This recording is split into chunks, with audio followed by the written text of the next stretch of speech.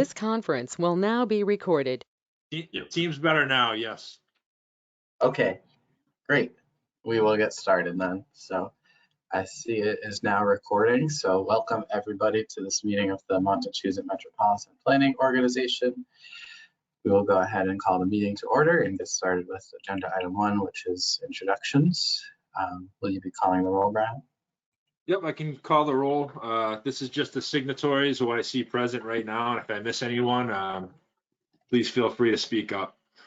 Derek Cravat, representing Mass DOT Secretary and CEO, Montachusett Nut.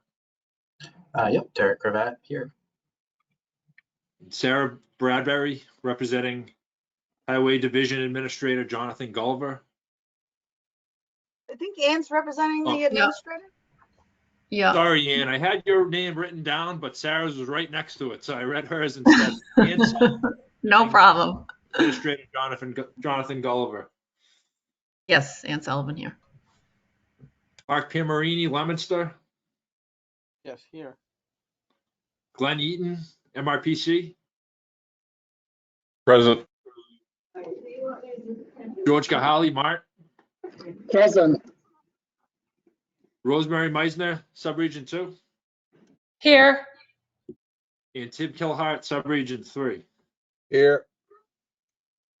Okay, that is every, and actually I see Phil Duffy, Subregion 4.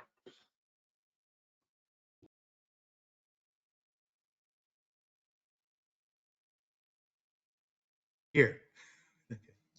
All right, great. Welcome everybody. We'll move on to the next item, which is the approval of the January 17th, 2024 meeting minutes. I'll ask for a motion and second to approve those minutes, and please state your name for the record when making the motion. I make a motion to accept it as presented. George Kahali. Great. Thank you, George. Is there a second? Second, Ann Sullivan. Thank you. Motion having been made and seconded. Any comments or questions on the January minutes? All right, seeing none, go ahead and call the roll, Brian. Derek Cravat, Mass DOT. Yes. Ann Sullivan, Mass DOT. Yes. Mark Piamarini, Leominster. Yes. Glenn Eaton, MRPC. Glenn Eaton, aye. George Kahali, Mart. Yes. Rosemary Meisner, Subregion 2. Yes. Tim Kilhart, Subregion 3. Yes. And Phil Duffy, Subregion 4. Abstain. I wasn't at the meeting. Okay, thank you. Even with the abstention, that passes. Okay, great. We'll move on to the next item, which is standing item on the statewide long-range transportation plan. No major updates at this time on this, but it looks like we're getting very close to finalizing draft plans. So we're hoping to put this out for public comment sometime in the next, I'd say 2 months or so, to be realistic. So I think we'll have more to talk about under this item in the coming months. So we're getting close. And if folks have not signed up for our mailing list online, that's always available, and we'll be sure to notify the full. It's a sign up for plan updates via email list. We're happy to pop into the chat here for folks if you haven't signed up for updates. So nothing right now, but more to come in the future shortly. And with that, we'll move on to agenda item 5, which is the federal fiscal year 24 to 28 transportation improvement program. We have highway amendment number 3. I'll turn it over to Brian. Yep, so last month we sent out 2 amendments for our public comment period. These are amendments to federal fiscal year 2024 of the 24 through 28 tip. That comment period lasted for both amendments from Friday, January 26th through this past Friday, February 16th. The only comment that we received was from the JTC from its meeting last week. Their suggestion to the MPO is to endorse today, and ultimately that's what we're looking for, a motion to endorse. I could briefly go over each of these amendments. The first is what we're calling amendment number 3. This is the highway side, involves 2 projects. The first project, Athol intersection improvements at Crescent Street and Chestnut Hill Avenue. This is just a reclassification of the funding source from the coronavirus response relief appropriations funds to STBG funds. So that's the only change with this project. The other project involved is Fitchburg, Ashby resurfacing related work on Route 31.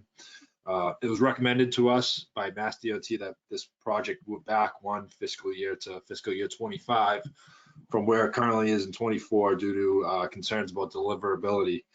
So this is amendment number 3. And I can go over both of these amendments, and then maybe we could take one motion to endorse both. I could do separately, Derek. Okay, it's all part of amendment number 3 though. Yeah, this is Where they- amendment number 3, and then we have amendment number 4 on the transit side next. Okay. Why don't we take one at a time just to be safe? So, okay, yeah, we can do that now with this one since this is the highway one. Are there any questions on the highway amendment?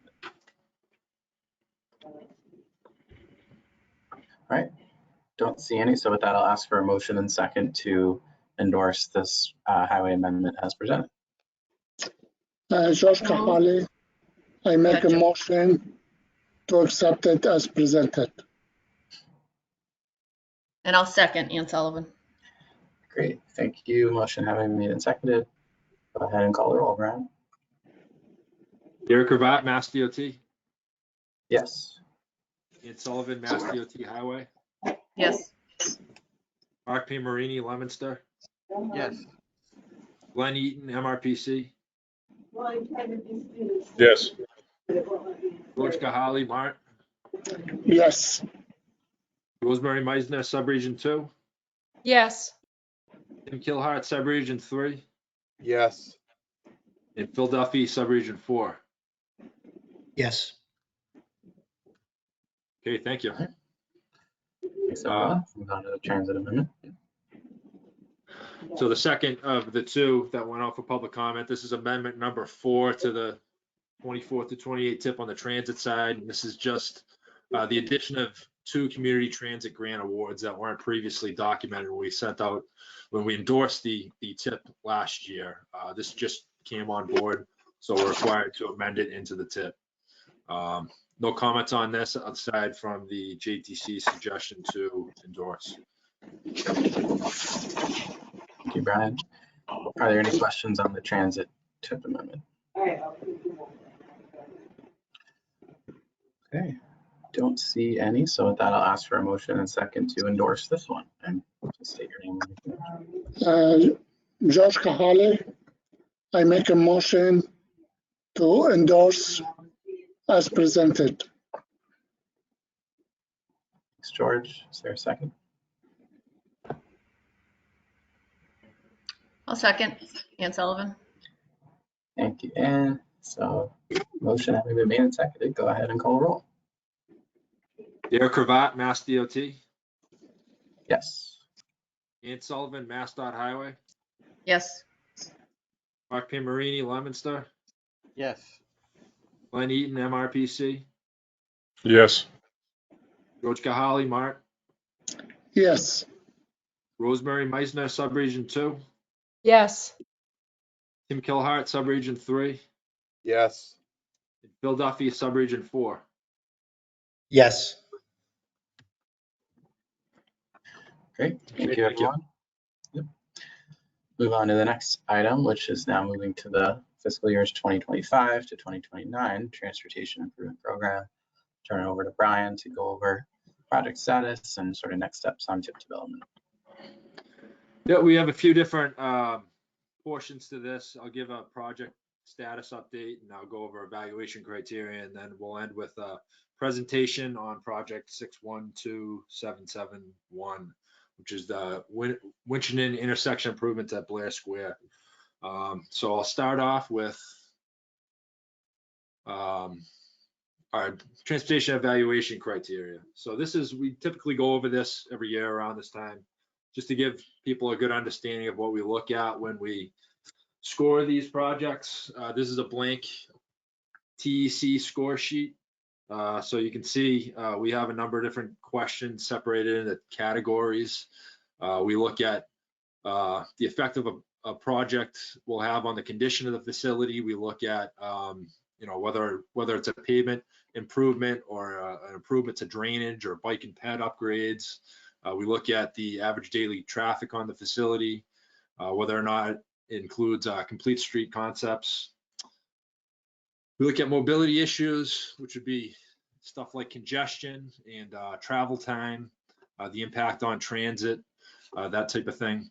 And safety, we have a number of different items we look at. We look at crash rate and crash severity, whether or not it's a safety improvement to a bicycle or pedestrian facility, and whether it's on a top 200 intersection locations that we maintain along with the state. Community effects and support. We look at things such as positive or negative impact on neighborhoods related to noise, aesthetics, that type of thing. Impact that it may have on certain populations, Title VI or environmental justice populations. Also, whether or not it has support by local governments or the general public. We look at participation from the community in the MPO and MRPC and JTC process. So you actually get awarded points based on participation in those areas. In land use and economic development, we consider things such as if it's in conformance with local plans, if it has any effect on job creation or job access, and whether or not it's on an evacuation route. And finally, we consider environmental impacts, things like air quality, positive or negative effect. We consider effect on water quality and wetlands, historic or cultural resources, wildlife habitats or endangered species, and the resiliency of the facility, whether or not that will be improved or not. So that's how you get the TEC scores with these projects. And typically you'll see the TEC scores on any of the information sheets that we have on the target side projects.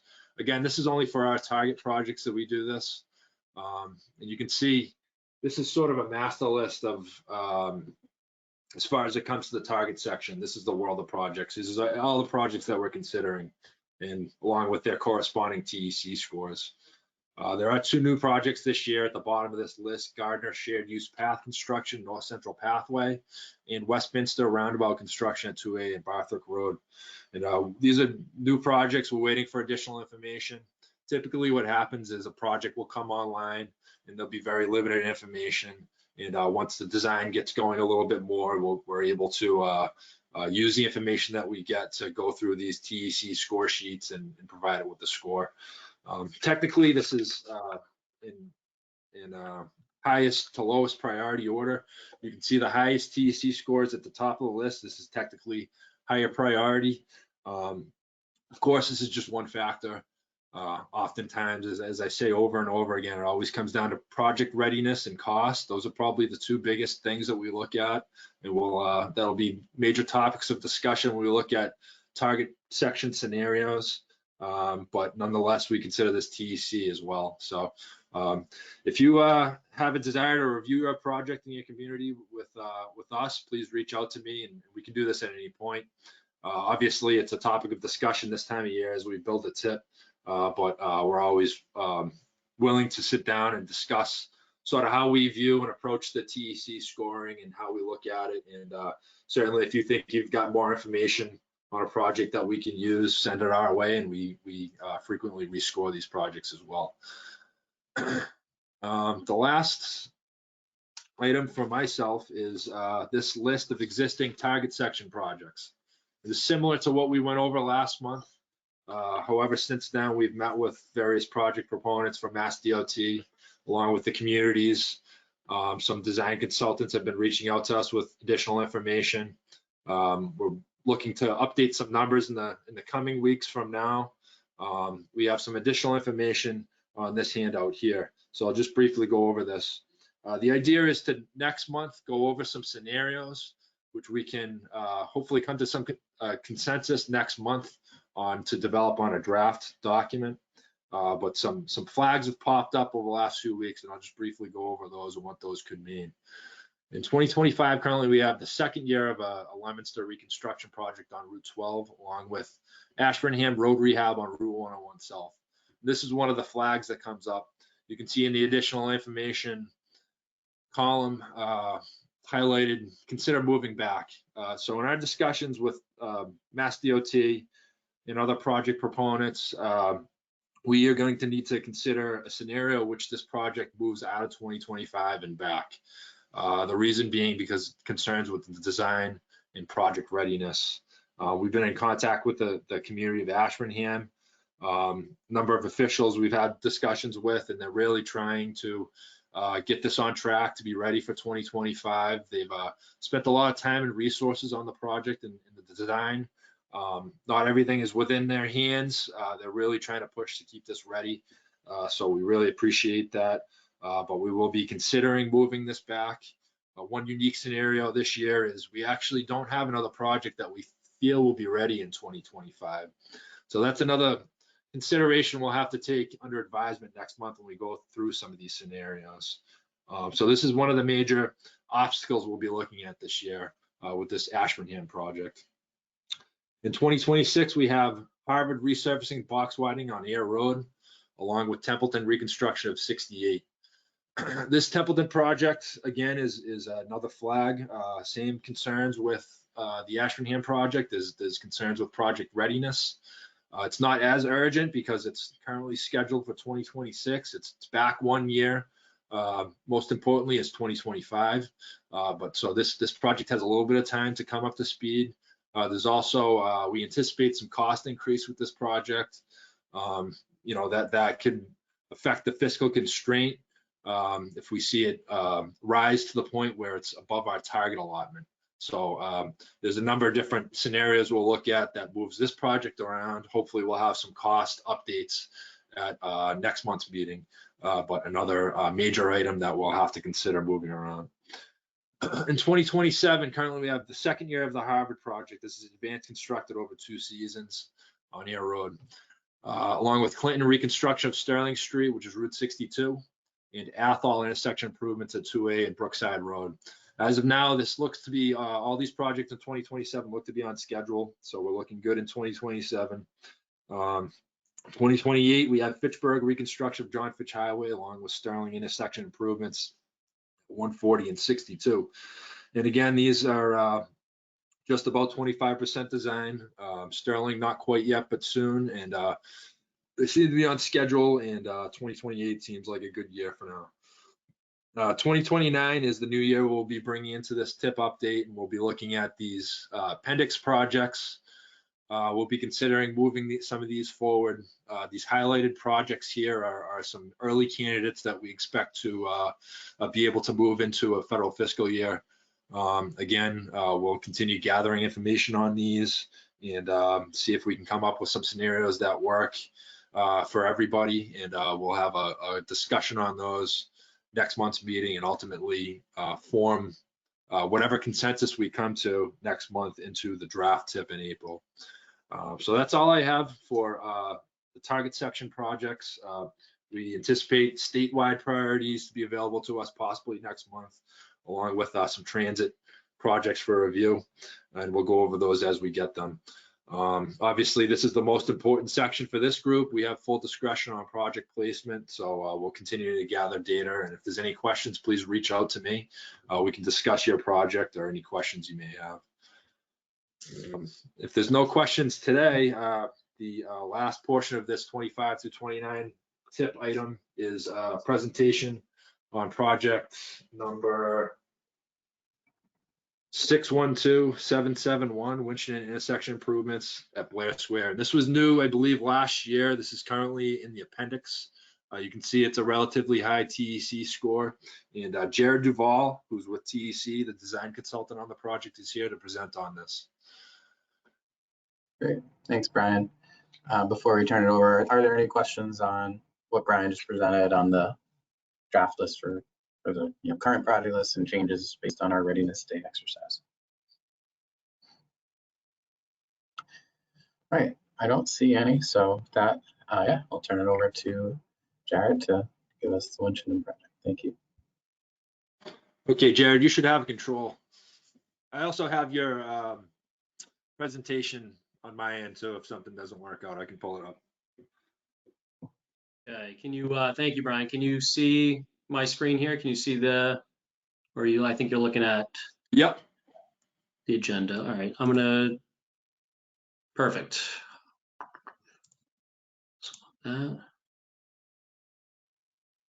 Okay. Thank you, Brian, again, and thank you, members of the MPO. Pleased to be here today on behalf of TEC in the town of Winchendon to provide a bit of a status update on project 612771. This is the Blair Square Transportation Improvements Project in the town of Winchendon. I didn't see Brian Crodu in the list of meeting attendees. He was going to try to attend just to give a little bit of town perspective on the project and history. But if he's not here to turn it over to, I'll just jump right into the presentation. So this project is located essentially in the heart of Winchendon. You can see here in the highlighted yellow hatch, generally represents the project limits. Essentially a glorified intersection project, with a few hundred feet on each approach. Front Street, Route 202 and Route 12, as well as Spring Street approaches, as well as Central Street, Route 202. And then on the southern point of this intersection here, you'll see a small segment of Front Street, which is currently one-way, had been implemented as a one-way street by the town. These are state numbered routes that are municipally owned and maintained. Each approach, including Front Street, Central Street, and Spring Street, are classified as arterials. And that one-way section of Front Street is actually a collector street. The limit on Central Street, limit of work, will adjoin what I believe is a fairly recently completed project, TIP project, along Central Street from Front Street to Maple, that included provisions for some bike and pedestrian accommodations. So our project looks to tie into that and provide some network connectivity in that regard. So the project goals, they align fairly closely with the MPO's regional transportation plan goals, at least a majority of them anyways. First and foremost, goal of the projects promote healthy transportation by improving bike, actually adding bike accommodations and improving existing pedestrian accommodations. I'm gonna move this out of there, excuse me, throughout the corridor. Another goal is to improve traffic operations and increase safety. By way of removing the medians. There's currently a series of median islands that make it a fairly confusing intersection. I'm sure if for folks that drive through it every day or live in the area, it might not be a big deal, but it's certainly fairly confusing with lack of exclusive turn lanes, which this project will seek to incorporate, realigning intersections and improving sight distance, at least especially on the Spring Street approach, where there's a fairly steep grade. The project also aims to rehabilitate the roadway surface and the underlying subbase, provide a consistent cross-section and enhance the drainage conditions as a result, formalize on-street parking and maintain it to the max extent practicable, and enhance accessibility to the commercial section and downtown area of Winchendon. As alluded to, the project also will upgrade the existing stormwater drainage system and provide an enhanced level of pretreatment through deep sump catch basins over present conditions. And the project will also evaluate the need for traffic controls, including RFBs at the bike and pedestrian crossings. Currently, 4 of the 6 crosswalks propose RFBs.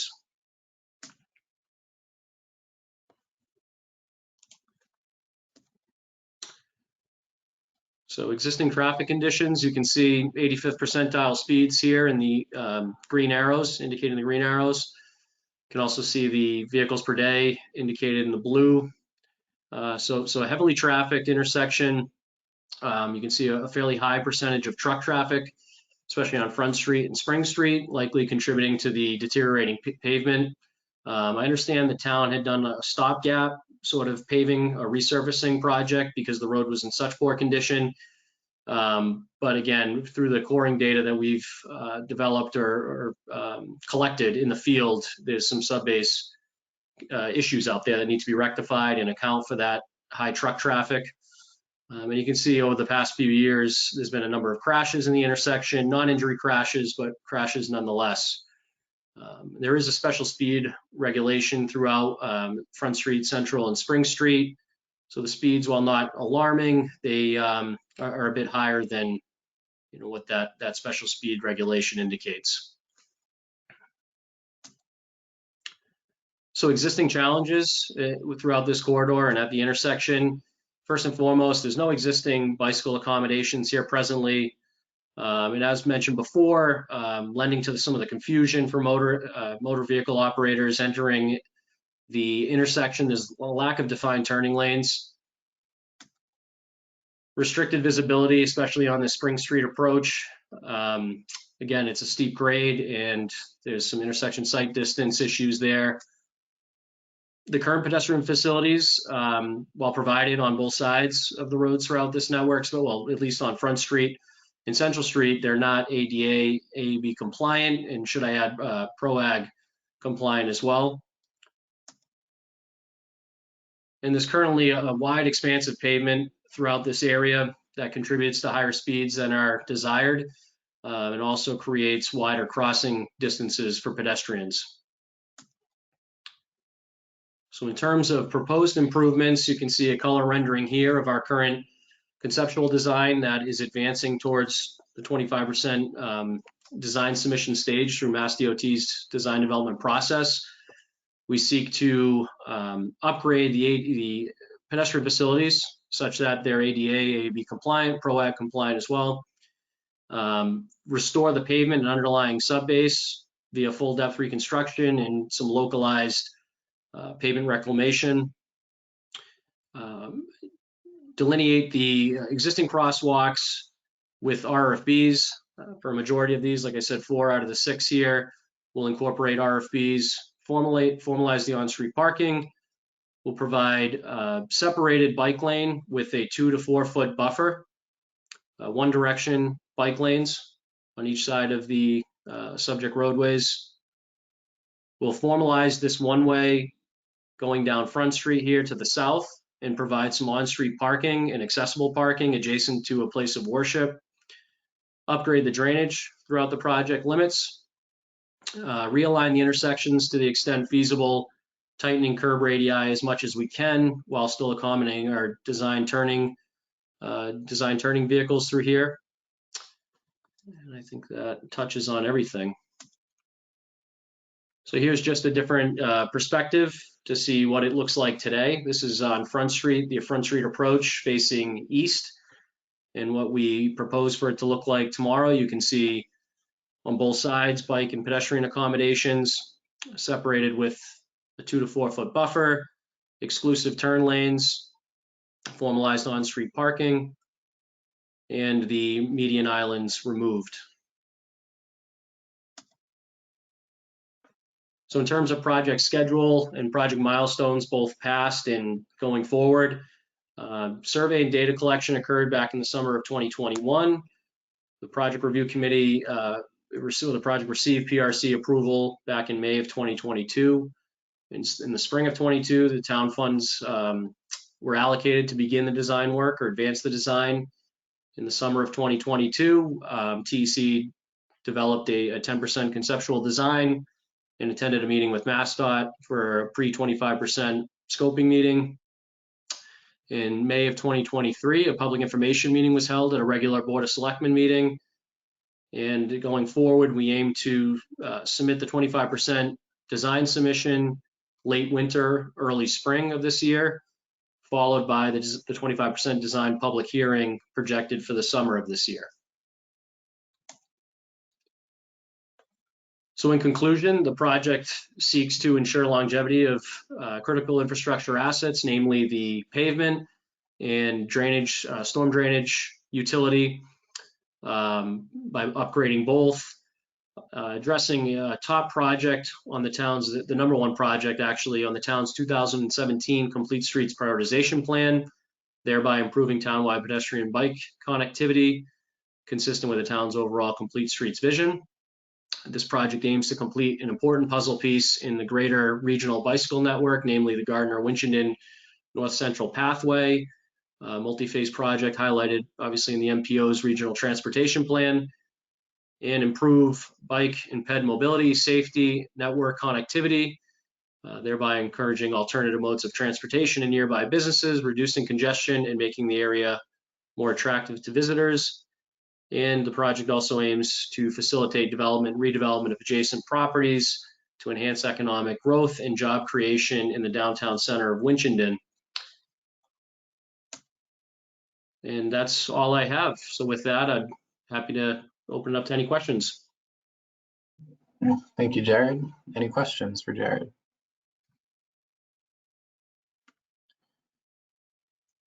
All right, seeing none. And I think my only question is, and maybe this is for Brian, like, is this being considered as part of the universe more broadly and just as, you know, potential for the last year of the upcoming tip? Yeah, it is. And, you know, that's because of the design progression and, you know, the TEC score and everything that we've considered. We see this as a candidate to move forward this year. It looks like we'll have some room in 2029.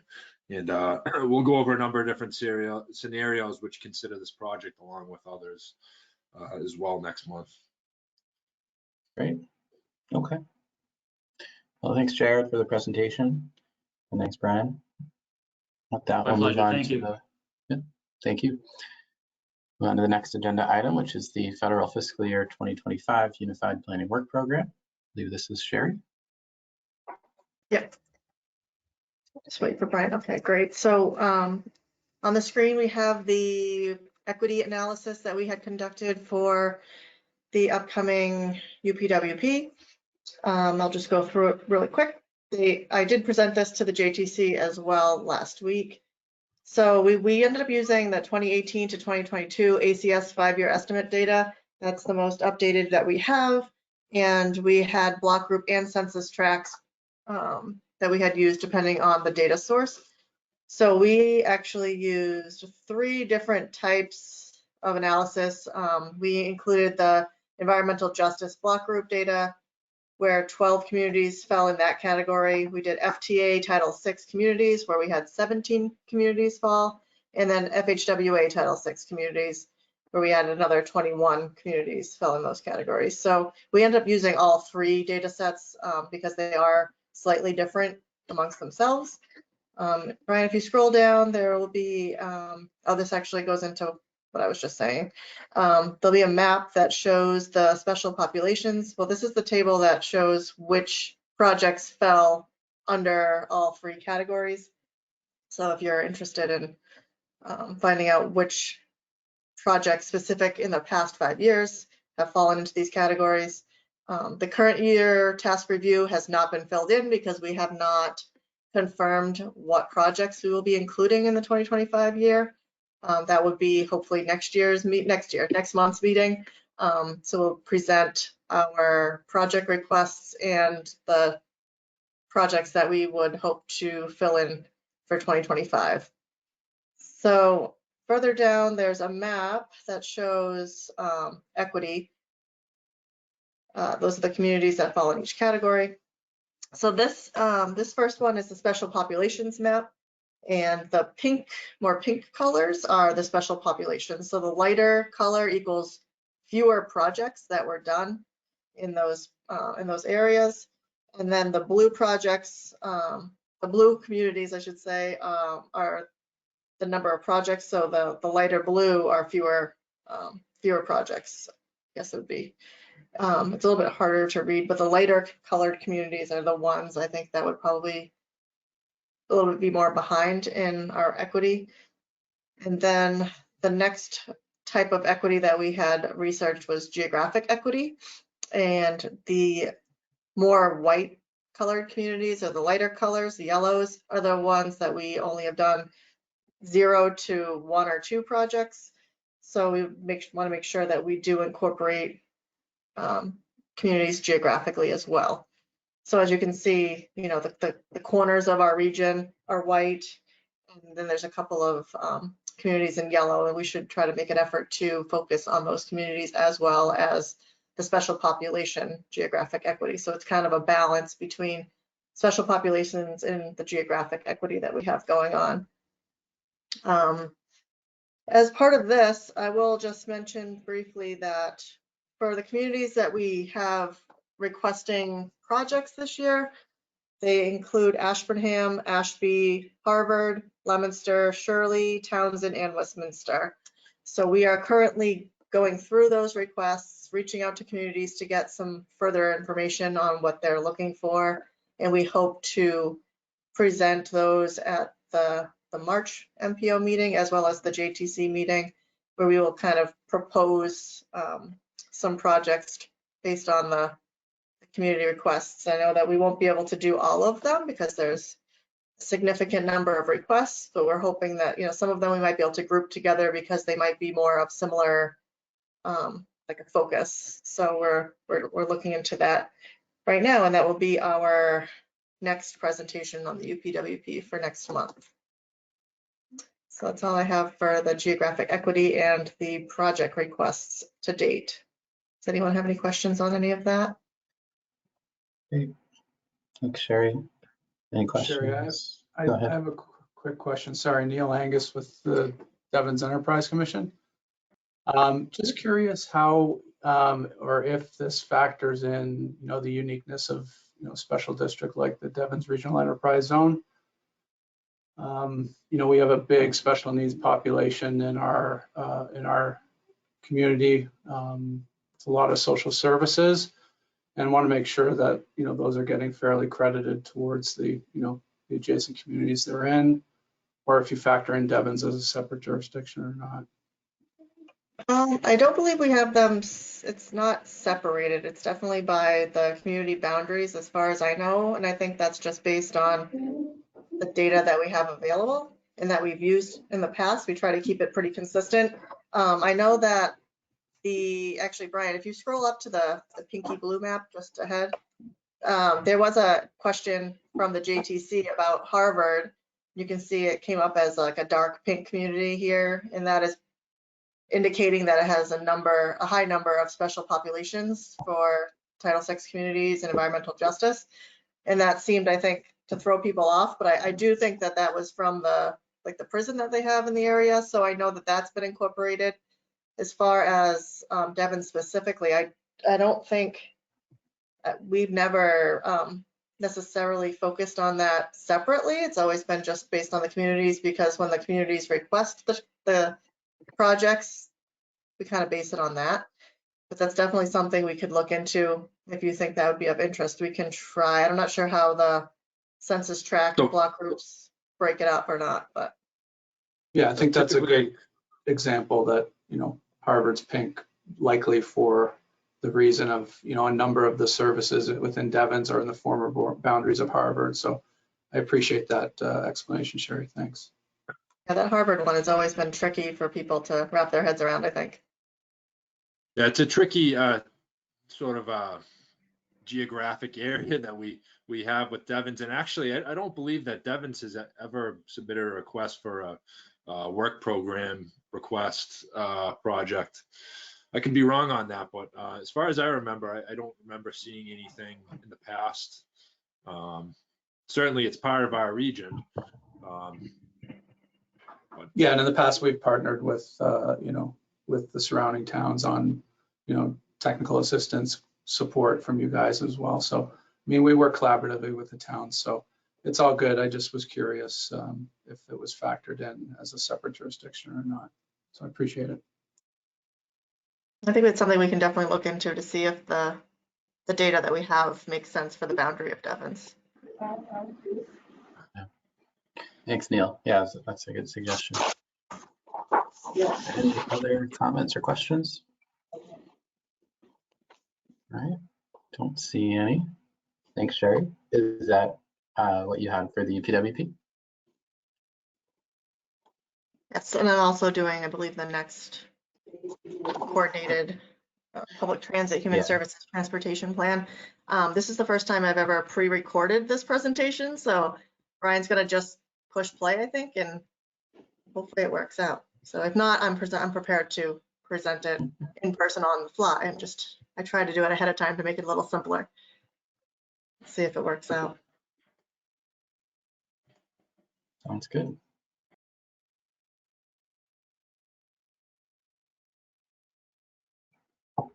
Okay, so this is agenda item number 8. This is the coordinated plan. And we're actually looking to put this out for public comment period, 21-day public comment period. So we're ultimately looking for a motion to do that. So we just have an overview here in this presentation first. Great.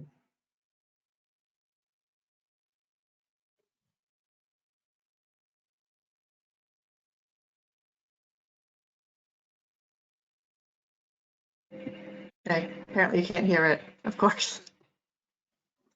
All right, Looks like so the maybe I'll audio have might to not- actually, yeah, the volume is actually, is it your end volume, Brian, do you think? I don't know. It was working earlier. Hard to hear? You can't hear it, yeah. Okay, sorry. Let me try to start this over. Sherry, maybe we can just do it. Yeah, if that's the case, I'm gonna have to pull up the other presentation that doesn't have the recording because it'll just keep progressing the slides on its own. Okay. If you hit the volume button on the right, maybe that'll, like the bottom right corner. I wonder if that's something. Oh yeah, it's all the way down.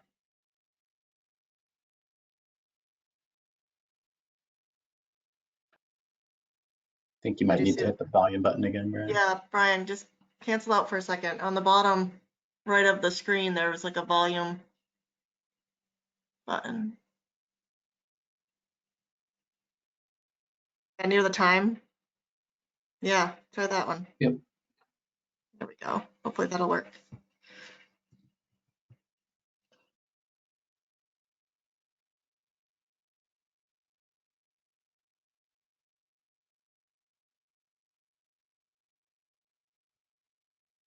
I think you have to do the present. There you go.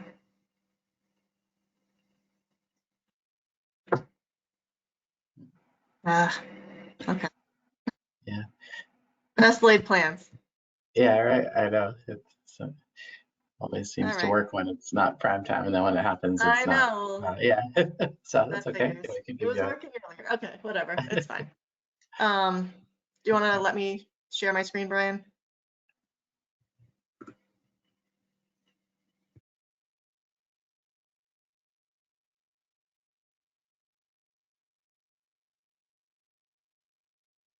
All right, we can see this. Let's see. Yeah, we can see that.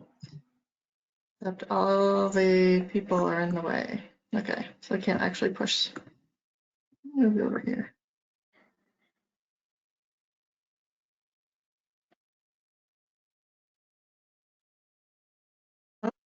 Oh, this one's working. Can you hear that? No, we still don't hear audio. Weird.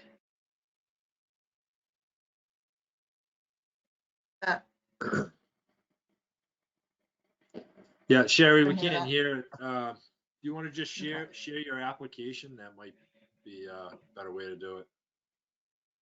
Do that. Oh my God, it's such a mess. I'm sorry. That's okay. You know what? I think I have the one that's I don't know. You could just click through the slide thumbnails if it's on a Yeah, timer. Yeah, I can that looks try. actually- It looks like it's pretty big still, so whatever works. Yeah. Okay, yeah, if that works for you guys, that's fine. Yeah. Okay. All right, so we have today, very delayed, the Montachusett Coordinated Public Transit Human Services Transportation Plan, which we had updated towards the end of 2023. So I think it's still considered the 23 plan, but we had a couple updates that we had completed last month. So we wanted to present today. So let's see if I can. All right, so what is the coordinated plan? So this document, it documents the MPO's region unmet human services transportation needs of seniors and individuals with disabilities. So the plan has been developed by the MPO as a tool to help local transportation providers and communities improve transportation services, increase efficiency of service delivery, and expand outreach to meet growing needs. The plan is required by the federal transit law in order for a region to access the FTA Section 5310 funding. The plan must be developed and approved every 4 years. So this plan evaluates community demographics related to target populations, assesses the transportation gaps and needs of the target populations, identifies strategies to address the gaps in transportation services, and prioritizes recommendations based on data and observations gathered regardless of available or potential project program funding. So to go back to 5310 funding, so this is the bipartisan infrastructure law requires that all projects selected for funding under 5310's Enhanced Mobility for Seniors and Individuals with Disabilities program, it must show that they're responding to the unmet needs as documented in this coordinated plan. So examples of 5310 project funding recipients included purchasing of buses and vans, wheelchair lifts, ramps, and securement devices, transit-related information technology systems, including scheduling, routing, and one-call systems, and mobility management programs. Some of the non-traditional projects include travel training, volunteer driver programs, building an accessible path to bus stops, including curb cuts, sidewalks, accessible pedestrian signals, or other accessible features, and improving signage or wayfinding technology. Okay, so as part of this plan, the target populations, like I said, included individuals with disabilities as well as elderly individuals. So within the MRPC region, 12.92% of the total civilian non-institutionalized population, 5 years of age or older, are categorized as disabled, according to the 2021 ACS 5-year estimate. So that's actually a 2.13% increase from the 2016 estimate. That was 12.16, and it's also slightly higher than the statewide average of 12.2. So elderly individuals are identified as those persons 65 or older, which comes out to about 16.45% of the population, and then 13.9% increase from 2016, where it was 14.44. In both MRPC and MART regions are actually slightly below the statewide average, which is 16.53%, and they're actually nearly identical, both regions, where 16.45% and 16.49. So in the plan, it talks about what services MART offers. Those services are not limited to the list on the screen, but they also include whatever's listed, but also some more public service organizations that they provide services to, which are listed. There's just so many to list, I couldn't put them all on the screen. So current transit capital improvements. So there's two that were mentioned. One was technology and the other was minibuses. So the technology improvements were based on like a fare collection system where you can provide multiple purchasing options and internal data collection and trend analysis. They also purchased the Passio Go system, which provides estimated arrival time at stops, vehicle tracking, passenger counts, and on-time performance capabilities. For the minibuses, this will reduce fleet acquisition, maintenance, and operational costs. Used to operate fixed routes with low ridership, established feeder routes between underserved and unserved areas, and develop shuttle routes between rural communities and the fixed route communities for better access to services. So current transit operational improvements. So we talked about capital improvements, and this will be operational. So they have three categories. The first is the shuttle service route and schedule was modified December 2022, which did increase the service area and improving the route timing. Ridership has increased by 6% through June 2023. The advisory board of the Transit Authority also voted to approve several key fare policy changes, such as full fares were reduced from $1.25 to $1. School-age students ride free and no cost transfers for intercity regional routes. MART has also launched two new micro transit services, one in Sterling, Lancaster, and Lunenburg, which was funded by Mass Development, and the second in Bolton, Boxborough, Littleton, and Stowe, which was funded by the MAPC Community Connections Grant. Future improvements for this year. We have Gardner fixed route service area and route schedule improvements, purchasing a facility within Devens to establish a satellite operations center, launching transit dashboards for improved access to information, and assessing and analyzing Fitchburg-Leominster fixed routes to enhance routing and schedules. Oh no, this is an old one. Brian. I don't have the rest of my project. Okay, let's see. Should have tried this already. I wonder if I can just go through here. There we go. Look at that. All right, commuter rail recommendations and needs. Extend train service to Gardner, increase available parking at the Shirley and Littleton commuter rail stations, improved handicap accessibility at Shirley and Air train stations, and explore possibility of a regional commuter rail facility in Devon's enterprise zone. All right, priorities and recommendations. Here's the good stuff. So we have 4 specific priorities and recommendations. The first one is extension of existing fixed route service hours and days of operation. Basically, the need of this is the service expansion in areas where public transit is available already, expanding hours of service of routes that only operate during peak hours, and expanding days of operation, which would possibly include Sundays. So the recommendation is extend additional loops for current peak hour only shuttles and fixed routes, extending Saturday fixed route service and adding Sunday service for high ridership routes in Fitchburg and Leominster, as well as Gardner and Athol. MART will be engaging a consultant to provide technical assistance with transit planning, seeking to maintain adequate funding to accommodate existing and increased services. The second one is medical transportation services, both fixed route and rural communities in the service area. So there's a need of, there's a lack of reliable or consistent access to public transportation services to assist elderly, disabled, and low-income individuals in rural communities. And there's a lack of awareness or knowledge of transit options. So MART should utilize its new marketing coordinator position to enhance the distribution and availability of transit services, information to rural communities. Non-traditional services, such as web-based ride sharing, may also provide beneficials, such as Uber and Lyft, and educate about medical emergency rides versus non-emergency rides. The third one is expansion and connection of fixed route service to additional communities. So there's linkages to communities such as Lunenburg, Shirley, Devens, Air, and Westminster, and increased access to health services, educational and employment opportunities, as well as training centers and life needs. So educate communities on service expansion opportunities, seek additional resources to expand services, and consider feeder routes to existing fixed routes nearby. And the last major one is education and training of available services. I feel like this one was mentioned a lot in our public outreach.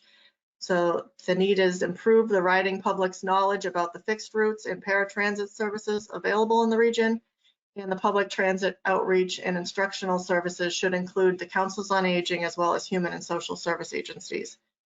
So the recommendation is to develop targeted training resources such as visual aids and instructional videos, improve the lack of experience and understanding of how to navigate the transit system, and promote additional websites regarding transportation options.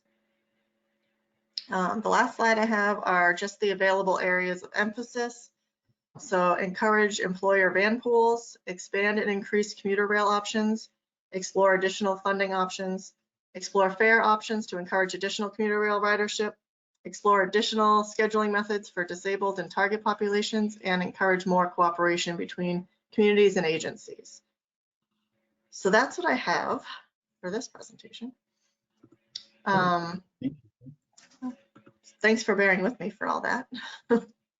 Oh, no worries. Yeah, it's not a problem. Are there any questions for Sherry? So I'll just add a little bit more. So basically, this is another federal requirement of ours to put together this coordinated plan.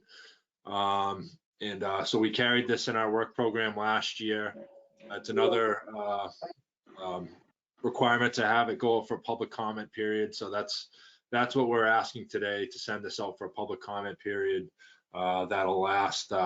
We plan on this Friday, February 23rd through Friday, March 15th. And that'll give us an opportunity to not only have the 21 days to comment, but also to review it with the JTC group as well. And we'll come back at next month's meeting and go over any comments that were received on this plan and ultimately endorse it. Great. Thanks, Brian.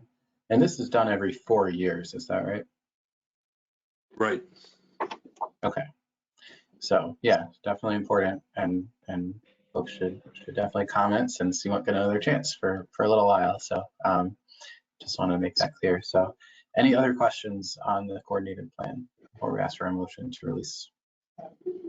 All right, seeing none, with that, I'll ask for a motion and second to release the coordinated public transit human services plan out for a 21-day public comment period.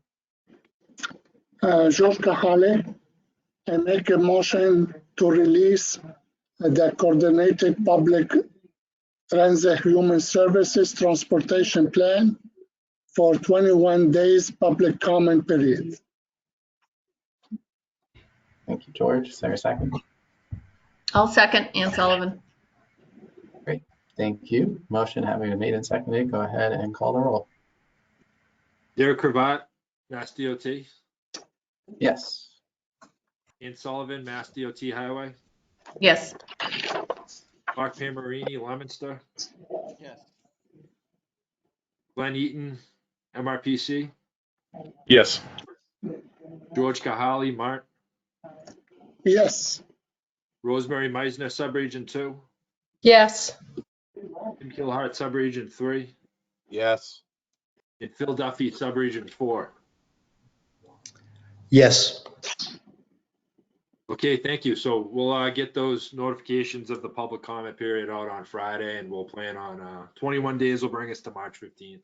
We'll come back next month and review the comments and hopefully endorse. So, thank you. Okay. Thanks, Brian. Thanks, everyone. With that, we'll move to our next item, which is update on the March MPO meeting. Brian? Yep.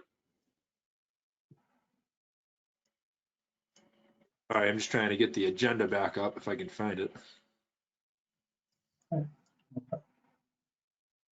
Okay, yeah, so we felt the need to put this as a separate item on the agenda. We plan on having the March meeting of the MPO in person at MRPC offices at 464 Abbott Ave in Leominster. And the reason being is the Secretary of Transportation in Massachusetts is actually going to come and be the chair. So the secretary is Monica Tibbetts-Nuts. She's relatively new on the job. She reached out to MPO. She's been on the job for a few months, and she offered to come chair a meeting. Technically, the secretary is the chair of this group, but obviously due to constraints in their schedules, they send designees often from the Office of Transportation Planning. But so she's offered to come out and actually chair the meeting, and so we decided to have it in person.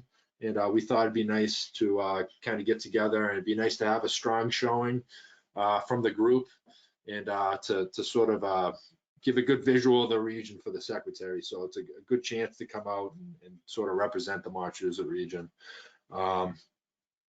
So please, if you can, make it out, especially if you're a signatory, please try to make it out next meeting. We'll have some items on the agenda that are voting items as well. We have the coordinated plan. We'll also be going over UPWP and tip items as well. So we appreciate everybody that shows up to these meetings. We've been remote for about 4 years, so it'll be almost exactly 4 years since the last time we were in person. The pandemic started in March of 2020 in terms of our meetings are concerned, so it'll be almost exactly 4 years. We do plan on continuing on a remote going forward from April on. We feel like it's worked pretty good. We've had a quorum at every meeting, I think, for the last 4 years, which has been very helpful. So we appreciate that. But nonetheless, next month's meeting will be in person. We'll send out information as we get closer to the date. And please do your best to be here. Great. Thank you, Brian. Any questions on that? Great. And yeah, Brian, we'll work with you if there are any scheduling conflicts that do come up, which does happen from time to time. So if that does happen, we'll be sure to let you know ASAP. So we can adapt if Yeah, we need yeah. to, and potentially figure out alternative dates for April or May, depending on scheduling. So certainly we'll let you know. But yeah, we can tentatively plan for that. Okay, well, with that, we'll move on to updates then from start with MassDOT districts. We can start with District 3 and first hour. Yep. Okay. The Leominster reconstruction of Route 12, including the rehabilitation of a bridge, 604499. That project is at 75%. The 100% are due March 1st. The right-of-way plans have been accepted, so working on the right-of-way. The next project, Fitchburg, a bridge replacement project, Water Street over Boulder and Pan Am Railroad, and Water Street over North Nashua River. That project, 608189, is at 100%. The PSNE is due April 9th. Again, the right-of-way plans have been accepted on that project and moving towards advertisement. The Fitchburg Ashby project, 612110, that was the project that we just amended off of the TIP, the 2024 TIP, so that will be considered for programming in a later year. And then Fitchburg Leominster Twin City Rail Trail, Phase 2. This is project 609411. That project's at 100%. The PSNE is due in mid-March. And that's it for the 2024 projects for District 3. Thanks, Ann. Any questions for Ann?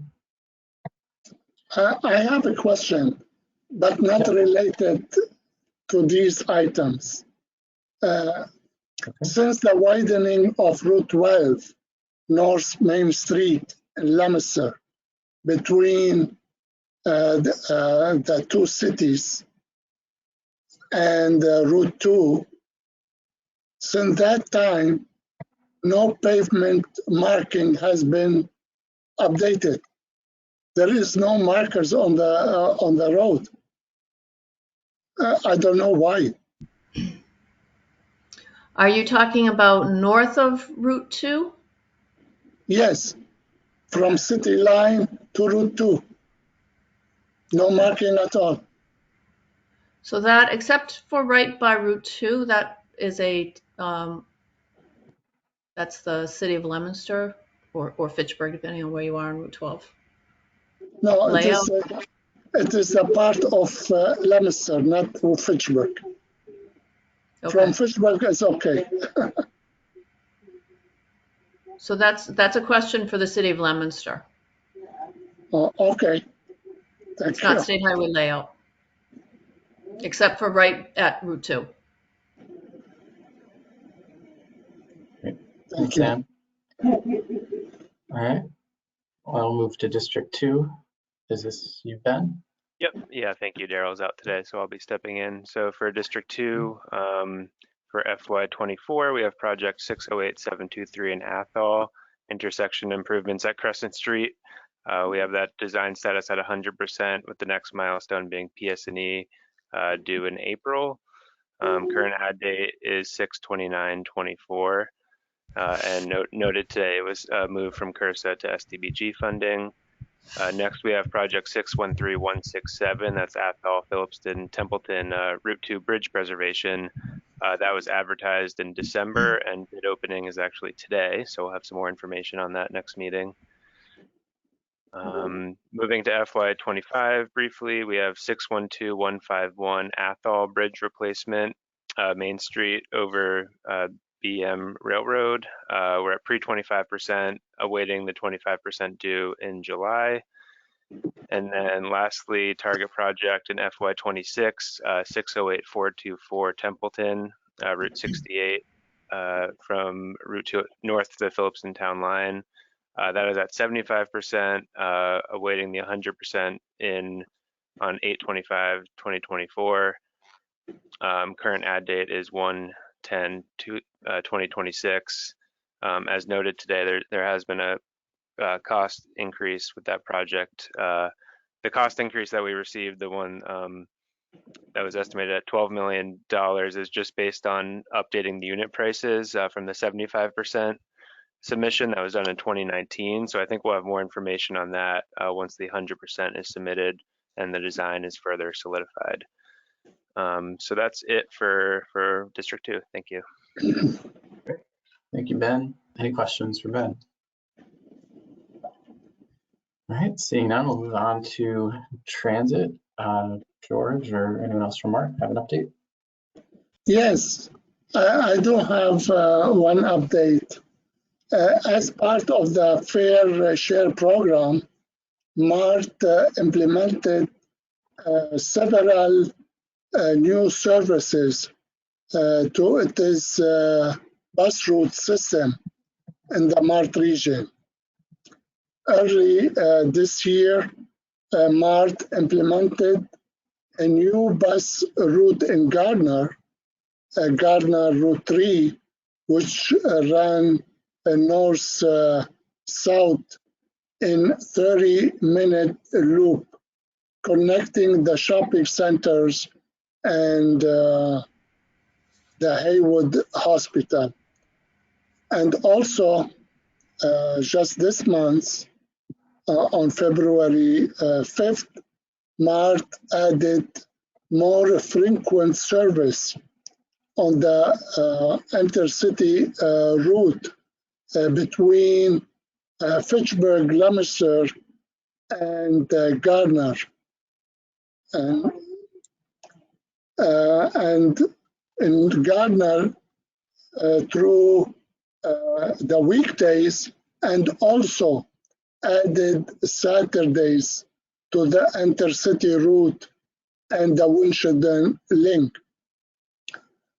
Also, we added the Sunday service to Gardner system and Atoll Orange bus route. And soon we are working to add more Sunday service to some of Fitchburg and Leominster bus routes, and more frequent service to Worcester and Boston.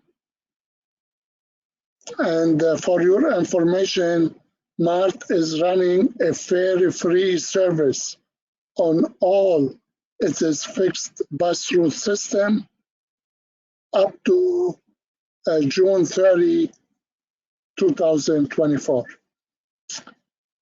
And this is what I have. Great, thanks, George. Any questions for George? Right. Seeing none, we'll move on to the MJTC. Brian? Yep, the JTC met last week and we reviewed some of the same material regarding the TIP and the UPWP that we did today, and we'll continue that next month as well. We'll begin to review the coordinated plan as well. The next meeting is March 13th at 2:30 p.m. Remote. And there's one handout as well. This is from the North Central Mass Anchor Collaborative. It's regarding a master plan for the future of mobility in North Central Mass. And there's a meeting next Thursday, February 29th, from 8 to 11 a.m. in person at Montachusett Community College, Leominster's campus. So, and that's all I have. Great, thank you, Brian. And any questions for Brian? Let's move on to the MRPC update. Glenn? Thanks, Mr. Chairman. My report is similar to the report in January. I want to follow the transition of our transportation planning staff, where Brian has been promoted to the transportation project director's position. We've advertised externally now for someone to succeed him as a transportation planner in that department, and we received one resume right now that's not relevant. So we just started advertising externally before, following an internal posting process that we have for policy. So that's the status, and you'll hear about that in the next couple of months. Basically, the rest of the report is reiterating, if you're a local official in the room and you need money for planning or implementation, the Massachusetts One Stop program provides it. I'm just going to be that blunt. Our region does not, has never for 4 decades really obtained as many state and federal resources that we need. So please look at my report. It's in there as a handout. It's all about the one-stop program, about 13 programs for planning and brick and mortar. So if you don't deal with that program, or you don't deal with planning or brick and mortar, that's fine. But if if the town planner is 3 doors down, please take that report that I wrote and send it down to them or anybody else locally, or town administrator, or whomever. Thank you for your time, Mr. Chairman. Great. Thank you, Glenn. Any questions for Glenn? All right. Seeing none, we'll move on to our next item, which is administrative matters or other business. Is there any other business to come before the MPO today? I just have one comment on top of Glenn's Sure. Go ahead, Glenn. update. So if anyone is interested in the transportation department job ad, it's located on our website, right on the front page. So if you know anyone, share the information. So that's where you can find it. Great. Thanks, Brian. All right. Well, that concludes our formal agenda then. So if there's no other business, we'll move on. Oh, go ahead, Brian. Yep. Next meeting will be March 20th, again, in person at our offices, 464 Abbott Ave in Leominster. Great. Thanks, Brian. Anything else? All right. With that, I'll ask for a motion and second to adjourn. I make a motion to adjourn. George, Second. All right. Thank you. Motion having made a second. I think we can do this by voice vote, just for the interest of time. So all in favor, please say aye. Aye. Aye. Opposed? Abstentions? All right. Without objection, we're adjourned. So thank you, everyone, and we look forward to seeing you next month. Thank you. Thank you. Thank you. Thanks, everyone.